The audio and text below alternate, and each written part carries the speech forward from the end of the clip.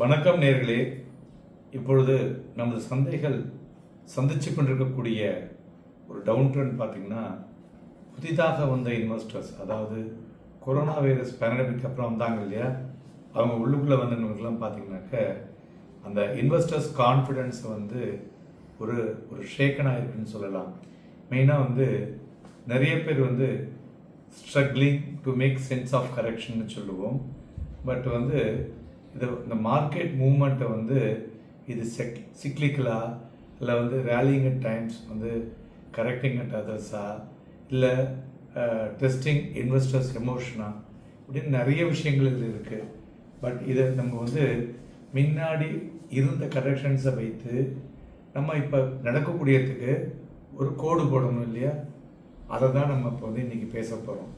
அதாவது இதில் பார்த்தீங்கன்னாக்க ஒரு மோஸ்ட் ப்ரெஸ்ஸிங் கன்சர்ன் என்னன்னு பார்த்தோம்னா, இன்றைக்கி இருக்கக்கூடிய இன்வெஸ்டர்ஸ் பார்த்தீங்கன்னாக்க எல்லாரும் போட்டோமா குவிக் மணி வரணும் இல்லையா, இதுலேருந்து எக்ஸிட் ஆகி வெளில போயிடலாமா அப்படிங்கிற ஒரு இன்டென்ஷனில் இருக்காங்க. அது ஒரு தவறான இன்டென்ஷன். ஏன்னா நீங்கள் எதுக்கு பங்குச்சந்தைக்கு வரீங்க? உங்கள் பணம் வெல்த் கிரியேஷனுக்காக வரும். வெல்த் கிரியேஷனுங்கிறது ஒரு வருஷம் 2 வருஷத்தில் வரல. It will take at least 5 to 10 years நீங்கள் ஒரு நிறைய பெரிய வெல்த்தை பார்க்க முடியும்.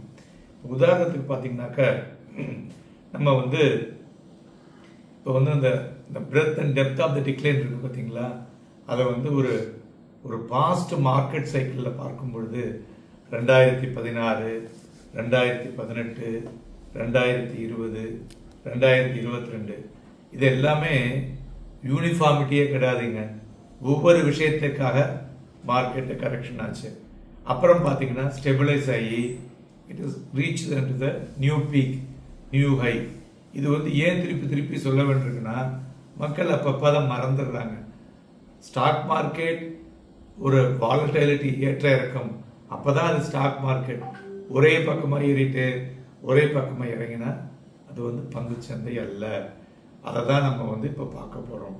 மெயினாக பார்த்தீங்கன்னா 90% ஆஃப் த ஸ்டாக்ஸ் பார்த்தீங்கன்னா நெகட்டிவ் ரிட்டர்ன்ஸ் அக்டோபருக்கு அப்புறம், அண்ட் 40% அதில் பார்த்தோம்னா மோர் தென் 25% கரெக்ட் ஆகிருக்கு. ஒரு சிக்னிஃபிகண்ட் ஷேக் அவுட். மெயினாக கரெக்ஷன்ஸில் 2018, 2022 பார்த்தோன்னு வச்சுங்களேன், the broader damage mid cap and small கேப்பில் இருந்தது. லார்ஜ் கேப் ஒரு ரிலேட்டிவ்லி ரிசைலண்டாக இருந்துட்டு சொல்லலாம். 2022 கரெக்ஷனில் இந்த ரஷ்யா யுக்ரைன் கான்ஃப்ளிக்ட், அதனால என்னாச்சு, ஒரு புல் மார்க்கெட்டில் அது ஒரு கரெக்ஷன். ஆனால் அந்த சமயத்தில் பார்த்தீங்கன்னா எல்லா ஸ்டாக்ஸுமே எபவ் தேர் 200-day மூவிங் ஆவரேஜில் இருந்தது. அதேமாரி லீடர்ஷிப் ஸ்டாக்ஸ்லாம் ஸ்ட்ராங்காக தான் இருந்ததுன்னு சொல்லலாம். ஸோ அதனால் ரெக்கவரி ஸ்விஃப்டாக இருந்தது. ஈவன் பேண்டமிக் சமயம் பார்த்தோம்னா ட்ரிவன் கிராஷ் இன் 2020 ஒரு ஸ்டீப் ஃபால்னே சொல்லலாம். பட் அந்த ரேபிட் டிக்ளைன் அது அதுக்கப்புறம் ஒரு V shaped recovery by global லிக்விடிட்டினாலன்னு சொல்லுவோம்.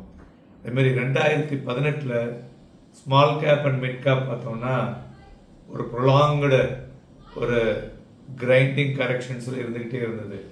பட் அது இந்த ப்ரீவியஸ் சைக்கிளில் புல் சைக்கிளில் இருந்ததெல்லாம் அப்போ ஸ்ட்ரகிள் ஆச்சுன்னு சொல்லலாம்.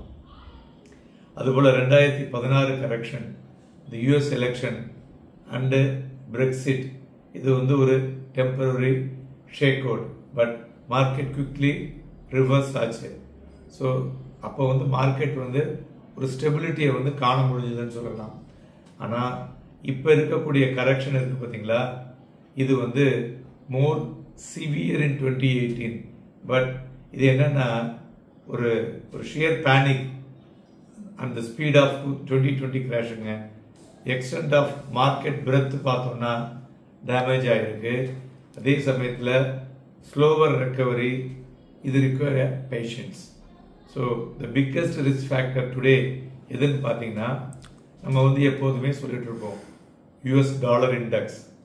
ஸோ இந்த யூஎஸ் டாலர் இண்டெக்ஸ் பார்த்தீங்கன்னா 98 இருந்தது எப்போ, அக்டோபர் 2024. இது 110 by mid-January 2025. So now it is corrected to 107. அது வந்து ஃபர்தராக விழணும். அப்போ தான் சம் ஸ்டெபிலிட்டி இந்த மார்க்கெட் நம்மளால் பார்க்க முடியும். ரெண்டாவது, ஹிஸ்டாரிக்கலி ஒரு ஸ்ட்ராங் மார்க்கெட் பாட்டம் பார்த்தீங்கன்னு வச்சுங்களேன், அதுதான் வந்து ஒரு ஒரு ரெஸ்பான்ஸ் த டெசிசிவ் ட்ரிகருக்கு வரக்கூடியதாக இருக்கும். இன் 2019 பார்த்தோம்னா கார்பரேட் டேக்ஸ் கட்டு சொன்னாங்கல்ல, அது வந்து இந்தியன் மார்க்கெட்டில் ஒரு பெரிய ரேலியை ஏற்படுத்தினது. அதேமாரி இன் 2020 குளோபல் மார்க்கெட்டில் பாட்டம்ஸ் டெசிசிவ் ட்ரிகர்ஸில் பார்த்தோம்னா இன் 2022 the US federal reserve policy so மார்க்கெட்டை வந்து ஒரு ரீபவுண்ட் ஆகும் உபயோகமாக இருந்தது. ஆனால் இந்த கரண்ட் சைக்கிள் பார்த்தோம்னா ஒரு பொட்டென்ஷியல் டேர்னிங் பாயிண்ட் எப்போ வரும்னா, ஒன்ஸ் அமெரிக்காவில் இருக்கக்கூடிய பாலிசி டெசிஷன்ஸ்லாம் ஒரு கிளியராக வரணும். அவர் சும்மா உட்காந்துக்கிட்டு சைன் பண்ணிட்டு ஒவ்வொரு நாளைக்கும் ஒன்று உளறிட்டு இருக்காரு. ஆனால் அது ஒன்றும் பாலிசியாக இம்ப்ளிமெண்ட் பண்ணவில்லை. ஸோ அதனால் டாலர் ஸ்டெபிளைஸ் ஆகி குளோபல் லிக்விடிட்டி கண்டிஷன்ஸ் இம்ப்ரூவ் ஆகி ஸோ இதெல்லாம் வரும்பொழுது கப்புள் ஆஃப் மந்த் மார்க்கெட் வந்து ஒரு பெட்டர் பொசிஷனுக்கு வரக்கூடும். அதுமாரி இதுமாரி மார்க்கெட் கரெக்ஷன்ஸ் இருக்கு இல்லையா, அப்பப்போ இதை மாதிரி வந்தால் அது வந்து ஒரு குட் பையிங் ஆப்பர்ச்சுனிட்டி. ஸோ அந்த சமயத்தில் இன்வெஸ்டர்ஸ் வந்து ஆக்ட் பண்ணுவதற்கு தயங்கக்கூடாது, ஹெசிடேட் பண்ணக்கூடாது. இம்மிடியட்டாக you have to start buying. நீங்கள் ஹிஸ்டாரிக்லி பார்த்தீங்கன்னா பேஷன்ஸாக இருந்து ஸ்ட்ராட்டஜிக் பையிங் பண்ணினவங்கலாம் நிறைய ஒரு லாங் டேர்ம் ரிசல்ட்ஸ் பார்த்தீங்கன்னா ஒரு கலோசியல் ப்ராஃபிட்ஸ் ஒரு எக்ஸ் போட்டதெல்லாம் 5x 10xன்னு பணத்தை எடுத்திருக்காங்க. அப்படின்னா என்ன அர்த்தம் கேட்குறீங்களா? 1 லட்சம் ரூபா போட்ட இடத்துல 10 லட்சம் ரூபா பணம் சம்பாதிச்சிருக்காங்க. ஸோ அதேமாரி identifying strong with strong fundamental and sound technical patterns. So இது ரெண்டையும் பிளைண்ட்லி பையிங் ஸ்டாக்ஸ் அது வந்து சரியாக இருக்காது. அதனால் ஃபண்டமெண்டலாக நல்ல ஒரு ஸ்ட்ராங் கம்பெனிஸ் பண்ணும் பொழுது சர்டன் லார்ஜ் கேப்லாம் வந்து அண்டர் பர்ஃபார்ம்டாக இருக்குது இந்த ரீசன்ட் இயர்ஸில். அதெல்லாம் you can buy it for a mid term to long term will give you the better return. நண்பர்களே, ஸோ இப்பொழுது உங்களுக்கு இருக்கக்கூடிய மார்க்கெட்டில் இருக்கக்கூடிய பயம் பீதி ஓரளவுக்கு என்னால் முடிஞ்ச அளவுக்கு சொல்லியிருக்கிறேன். கண்டிப்பாக இது உங்களுக்கு தெளிவாக தெரிஞ்சிருக்குன்னு நினைக்கிறேன். மேலும் நம்மளுடைய நாளைய சிறப்பு பதிவிலே வரும் வாரம் நாம் சந்தைகளை எப்படி கையாள வேண்டும் என்பதை பார்க்க இருக்கிறோம். இணைந்திருங்கள். நன்றி, வணக்கம்.